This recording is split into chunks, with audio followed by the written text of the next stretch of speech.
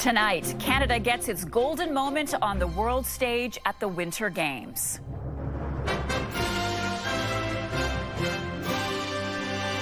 Mikael Kingsbury lifts the hearts of a nation with an incredible Olympic performance. It's more than a dream come true. Why this medal win has an extra special meaning for the celebrated Canadian athlete. Vacation disruption. Canadians left shelling out for more for that sunny getaway. That is a major player taken out of the picture if Cuba does not get back online. How Cuba's energy crisis is having a ripple effect on travel plans. And on the high seas with an important part of Canada's defense network. Icebreaking is my passion, and I'm very dedicated to the Coast Guard. The new challenges that lie ahead for Canada's Coast Guard in the changing waters of the Arctic.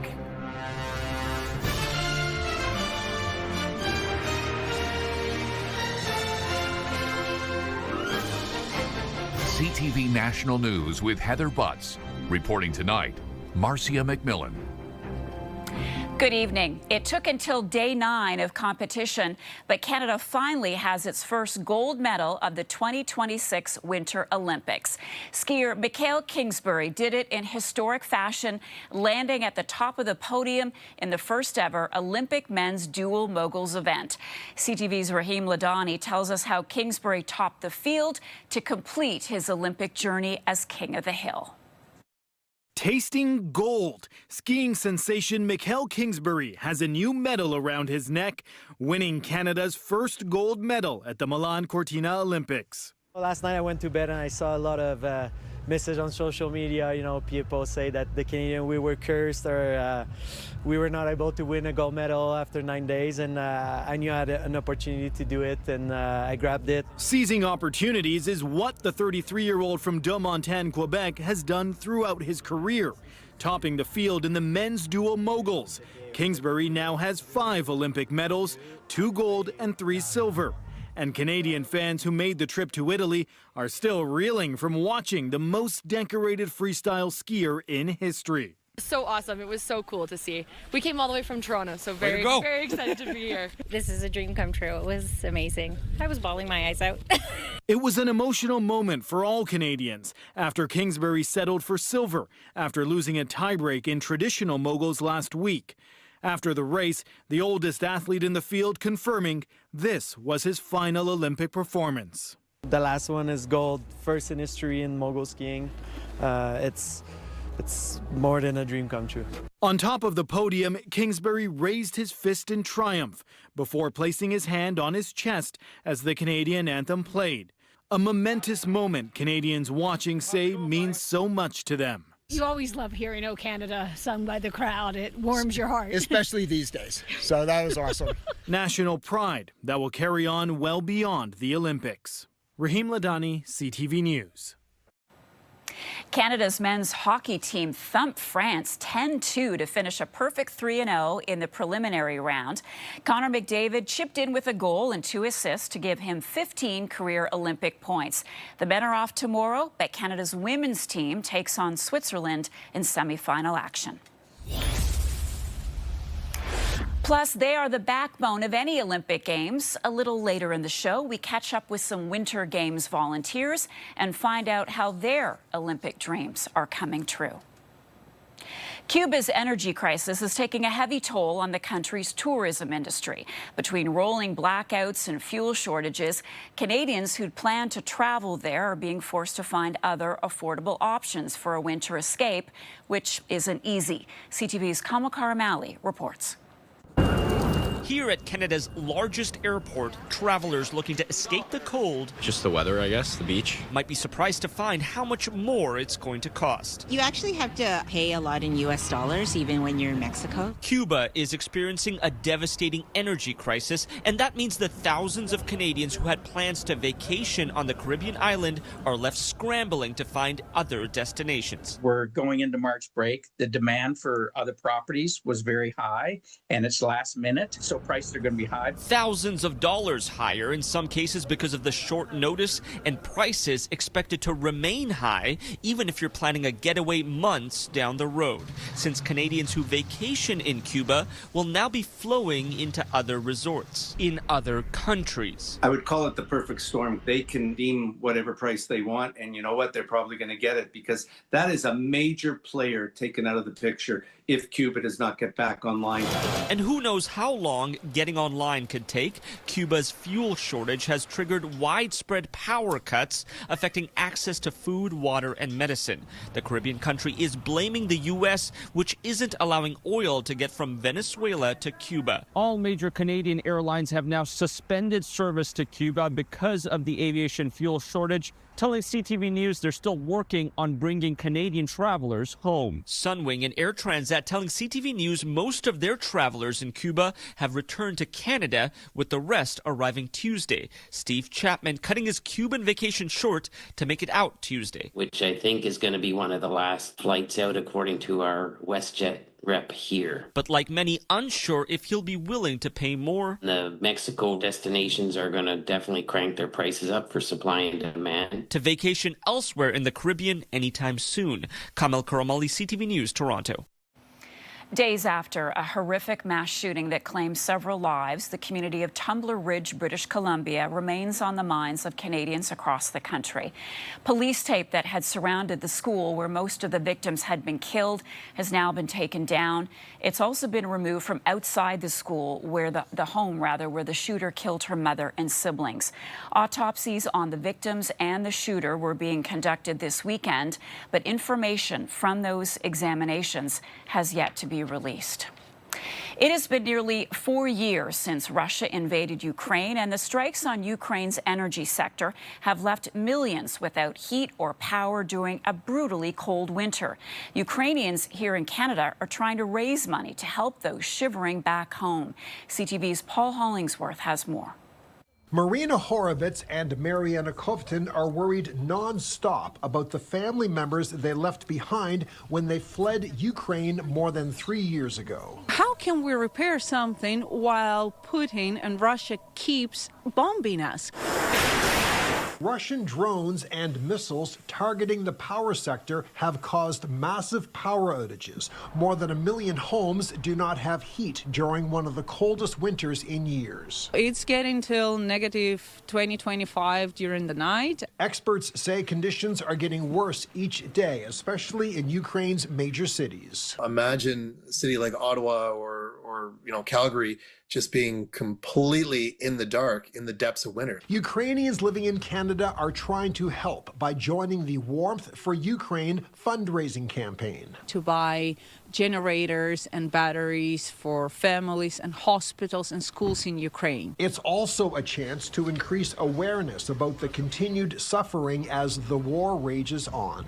Support them inside Canada, support them outside of Canada in Ukraine, because people need your help. The big question going forward is, will these efforts work? Can a global campaign lead to an improvement in energy infrastructure in Ukraine? Yes, if those movements of solidarity actually lead to partnership down the road. Robert Hewish says if the war ends, Ukraine's power grid could be upgraded quickly.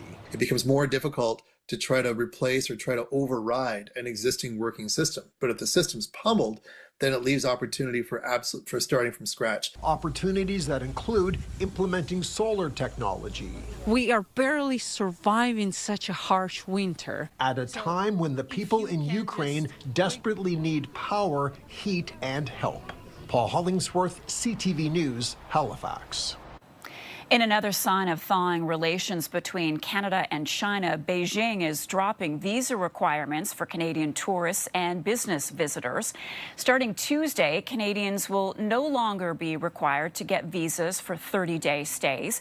The change comes after Ottawa's efforts to improve relations with China following a years-long diplomatic spat. Previously, most Canadians entering mainland China had to go through a lengthy application process and pay roughly $140 in fees. Ottawa is expected to announce its defense strategy this week, one set to feature sweeping changes to how it supports the domestic defense industry. The $6.6 billion plan will aim to help small and medium-sized Canadian businesses break into the country's defense industry. The strategy is expected to generate 125,000 jobs and will help shift Canada away from an over-reliance on the U.S. for military gear. When Canada opened its consulate in Greenland, the crew of a Canadian Coast Guard ship was standing proudly among the crowd. They operate an icebreaker, the Jean Goodwill, named after an Indigenous nurse. They say will play a big role in a changing Arctic. CTV's Abigail Beeman toured the vessel, Dr. Nuke, and takes us aboard. Use guys all bumped us out of the Gulf of Maine. Okay. In a very violent storm in a very small boat.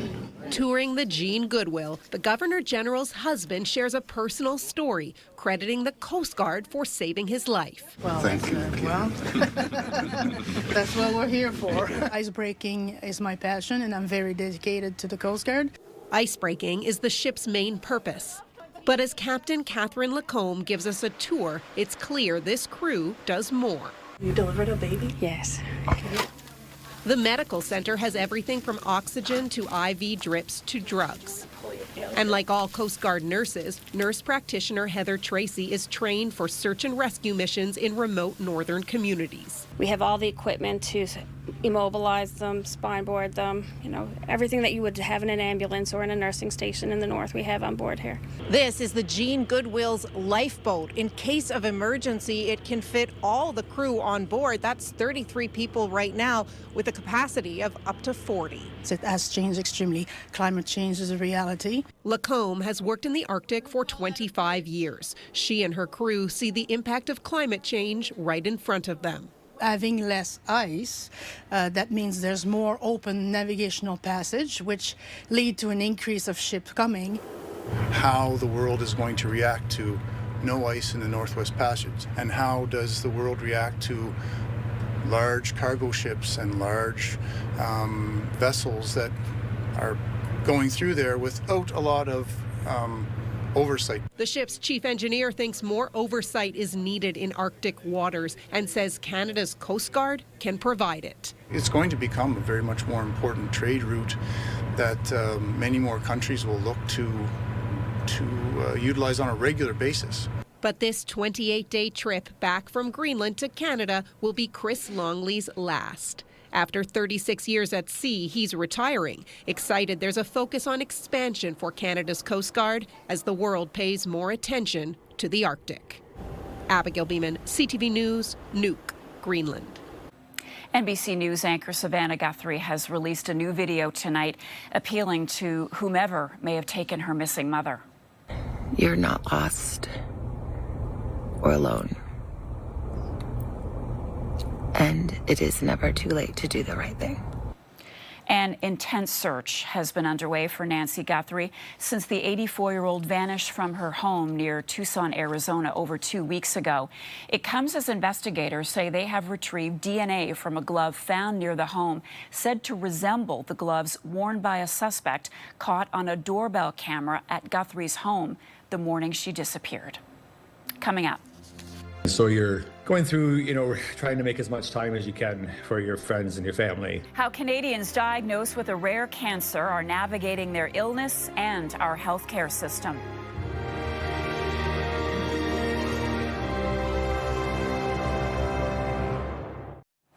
Navigating the healthcare system can be challenging, and for those with an uncommon illness, it can feel impossible. CTV's Alex Carpa has more on one man diagnosed with an extremely rare form of cancer who's trying to use his story to help others.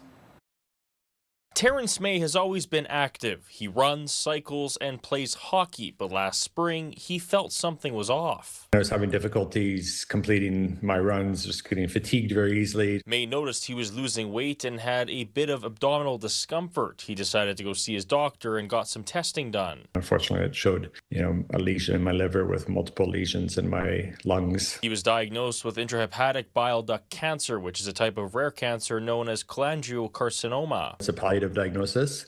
And so you're going through, trying to make as much time as you can for your friends and your family. Over 600 Canadians are diagnosed with this type of cancer each year. This disease is often discovered late, contributing to a 5-year survival rate of just 9%. So this is my mom in her backyard. Andrea Cates' mom died from cholangiocarcinoma at the age of 67 in 2013. My mom got robbed. Cates, who is a digestive health nutritionist, says it's very important to listen to your body and seek medical help if you don't feel yourself. When we had found out that she was at stage 4, they said she was probably dealing with that cancer for about 2 years. February is Cholangiocarcinoma Awareness Month. Oncologists say awareness and education around this rare form of cancer is crucial. The incidence is rising.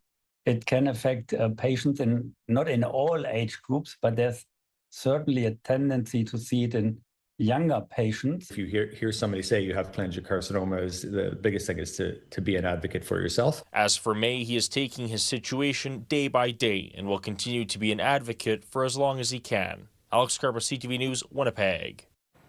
British Columbia families set to welcome a new baby are facing uncertainty over where they will give birth. As CTV's BC Bureau Chief Andrew Johnson shows us, doctor shortages in maternity wards are leading to some troubling changes. It's moving, it's keying. For Nicoletta Mon and her partner Harsimran, it's almost go time. We have everything in the car already to make sure, like, if something happened, we go with that. But the White Rock couple, who live only 1 minute from the hospital, may not be able to give birth there and may not know for sure until Nicoletta goes into labor. Stress, unnecessary stress for us as a family to plan that. There is a shortage of obstetricians in fast-growing Fraser Health, which serves more than 2 million people. Women who are ready to give birth in communities like White Rock and Maple Ridge may now be diverted to a different hospital up to 45 minutes away. We just want to sincerely apologize for the disruption and the stress it may cause patients. I get it.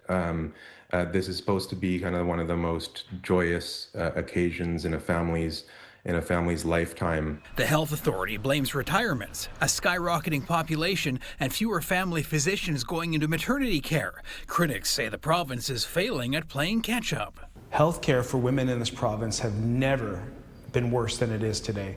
The fact that we are seeing diversion after diversion at maternity wards is beyond concerning. Nicoletta Mon is hoping to give birth close to home. If not, the couple is trying to stay flexible and focus on some other big questions like whether it's a boy or a girl. We don't know yet. Fraser Health says recruitment efforts are in full swing, with one new doctor already hired and another close. But in the short term, the stress and uncertainty will continue for families here who are expecting any day. Andrew Johnson, CTV News, White Rock, BC. Still ahead. Referee reaction. Why some say parents should be sent to the penalty box at their kids' hockey games.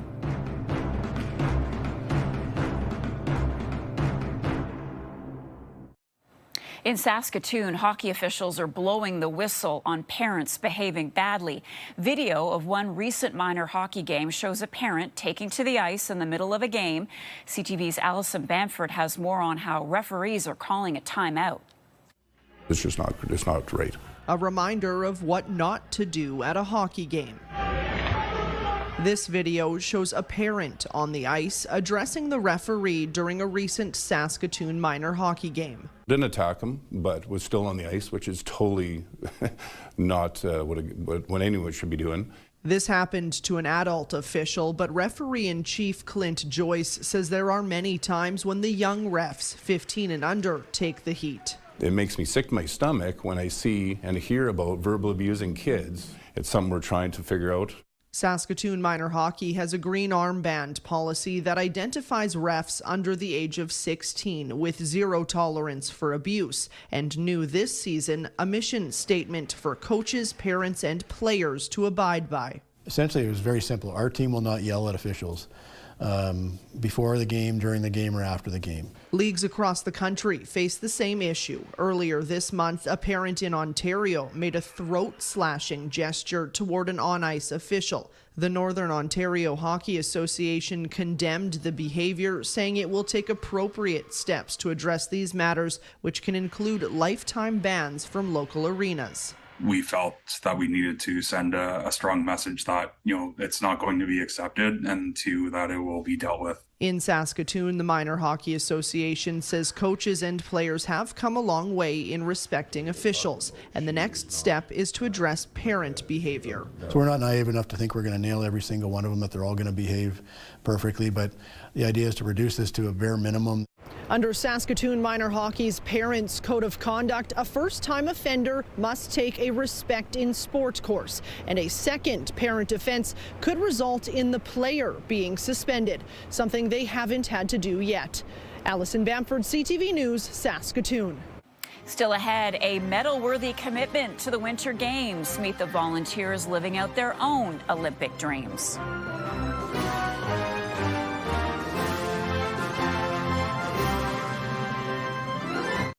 Among the athletes and spectators at any Olympic event are the volunteers who bring the spirit of the Games and a sense of global unity to every venue. Thousands of them are working in Italy. CTV's Heather Butts caught up with one Canadian who traveled from Montreal to live out her Olympic dream.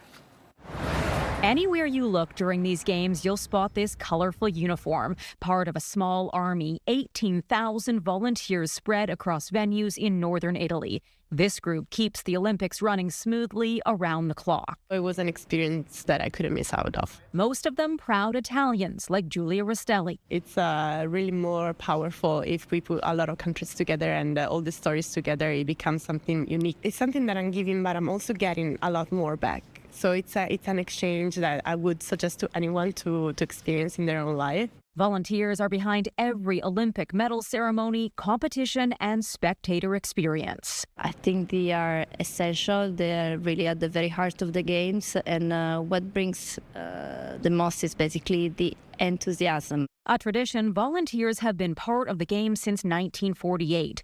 A diverse group, they are often the first and last people athletes and fans encounter. Good night, everyone. Thank you, grazie. Good night, Americans. Good night, Canadians. They're not just from the host country. Roughly 2,000 have come from abroad.